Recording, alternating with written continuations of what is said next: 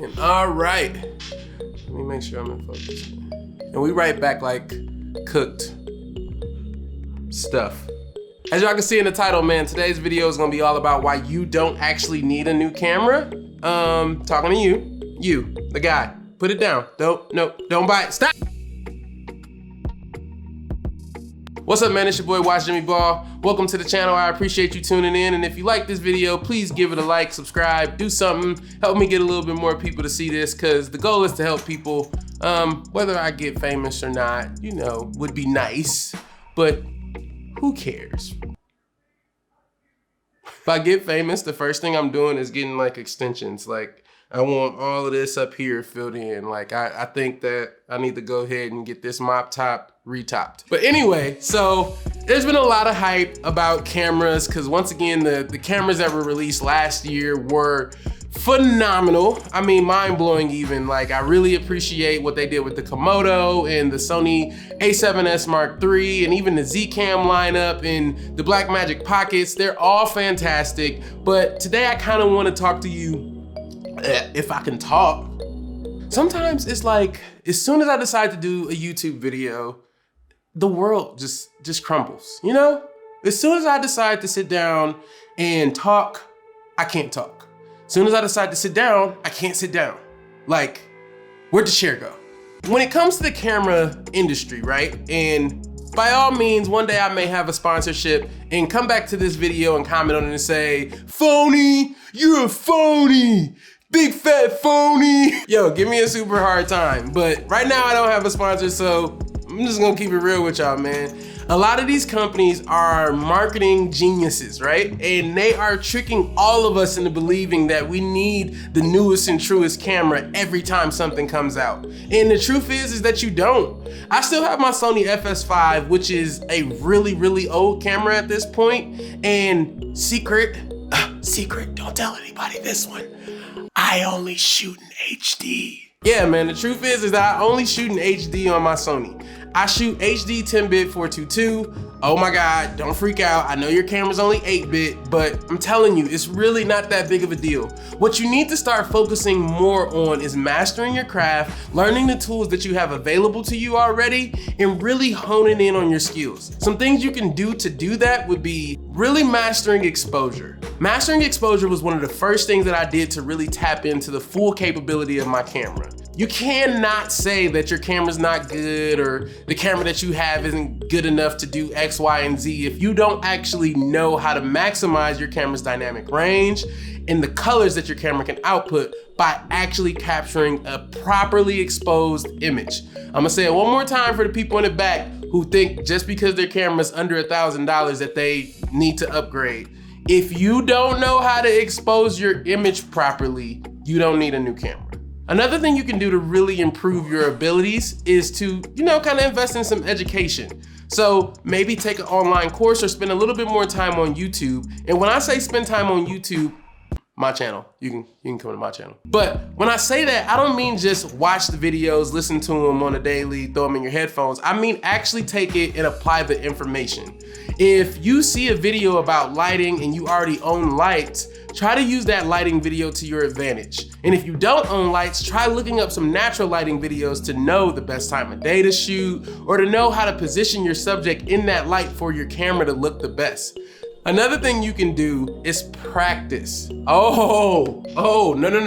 Don't wait till you get paid to shoot. Literally practice. I mean, just grab your camera, get a little cousin, get a friend, get a nephew, and just walk around. I mean, I was obsessed with practicing. Just shooting different shots, seeing how my camera performed at different exposures.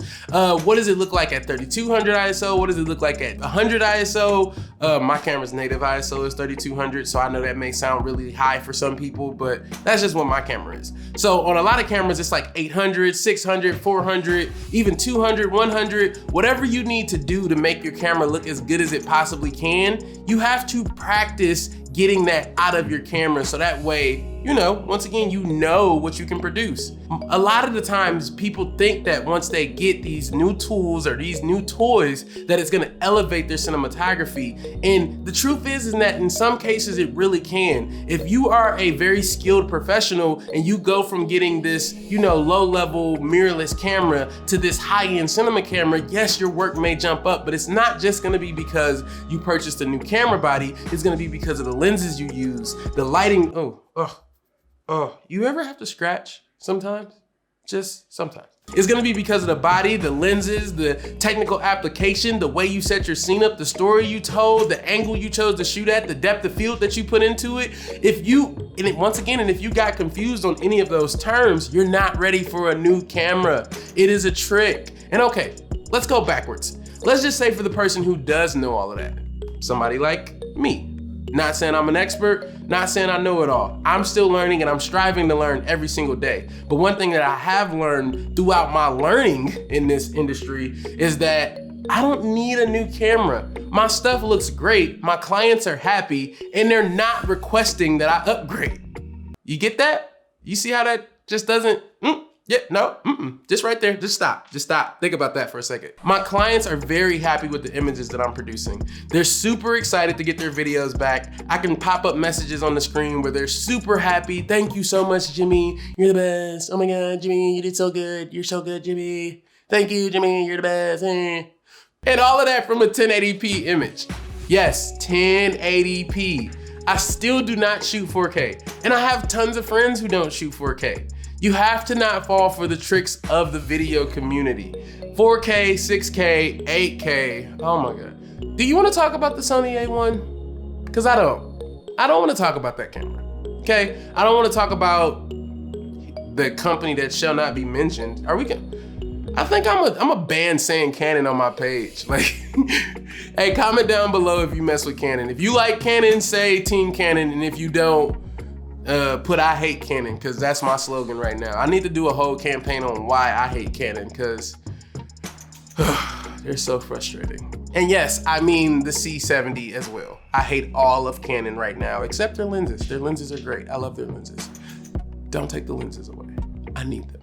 But as far as, like I said, when it comes to new cameras and even the Sony A1, just kind of pick your poison. Like, really understand what your job requires. Figure out what you're trying to create and if that tool is the best tool for the job. And if you need it, by all means, get it. But most of the time, the tool that you have in your hand is probably adequate enough.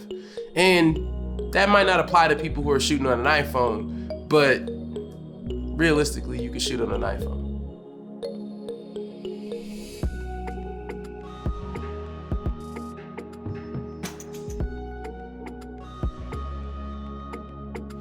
Hold on, wait. I forgot to say this the first time I recorded this, but I figured out the best way to say it. Don't depend on your camera to fix the things that you lack in skill. Ultimately, it's gonna be up to you to invest in yourself, education, and prioritize learning over gear.